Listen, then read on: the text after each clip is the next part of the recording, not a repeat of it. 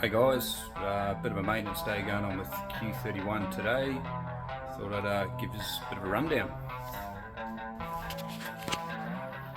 So what we've got going on today is we'll be removing the fifth arm, getting that one out of the way, pulling the drive shaft off, slipping the gearbox bell housing back, doing a clutch inspection, checking the wear out on that, and checking the tightness of the flywheel bolts, making sure everything's all good and no dramas. Hopefully we don't find anything after the last testing session. And yeah, we'll be putting it all back together and potentially building a spare fifth arm after we bent the current one that's in it after the last testing session. So come along for the ride.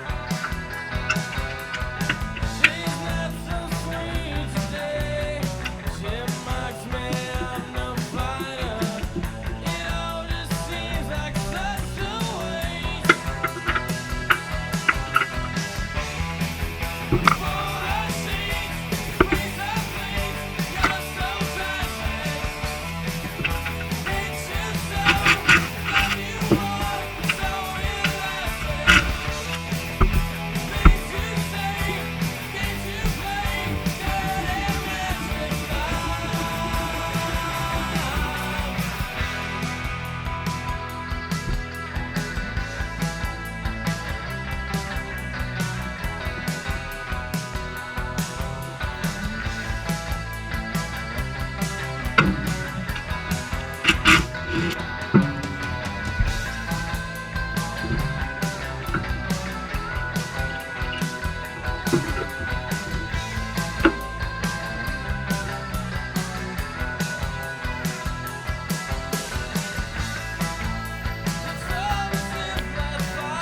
as you can see, we've got the tail shaft out, fifth arm's out, gearbox is out, we're just sitting to the side.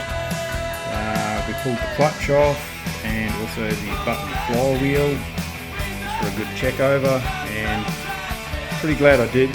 So I found a fair bit of wear on the clutch plates, a lot more than I had expected. I did anticipate a little bit of wear with obviously getting it on the dyno, getting it off the dyno. It's been in and out of the shed a few times, and then obviously the track time that we put on it. It has had a fair bit of use, but definitely a lot more wear on the plates themselves than what I expected. So we're looking a bit more into that, and I have got a new set of clutch plates on their way thanks to Pro One. The beauty of these twin plate quartermaster clutches is Pro One stock fair amount of parts for them. So yeah, and obviously speedy service with Pro One. They're really good. Every time I ring them up, you know, bits and pieces that they've got. Generally, they've got it in the mail that day, or if not the next day. And yeah, it's a pretty quick turnaround. So anyway, we'll have a look at this clutch.